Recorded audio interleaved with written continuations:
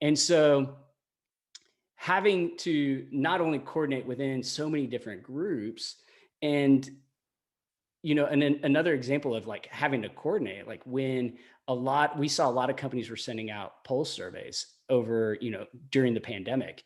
And there was discord and disconnects between all of those various groups, right? Your wellness team wanted to send questions that related to employee well-being. Diversity and inclusion wanted to send questions that related to inclusion and belonging.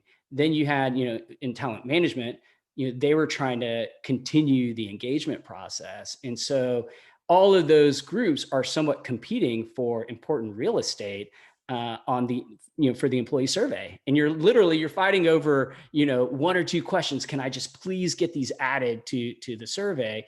And I think that's a great example of how, some of the groups that I mentioned earlier are having trouble collaborating in moving forward.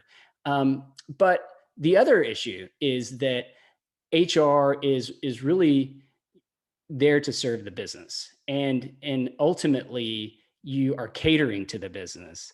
And I think that that in that effort of serving the business, it can be, and wanting to be consensus driven, it can, things can grind to a halt. And I hear it time and time again.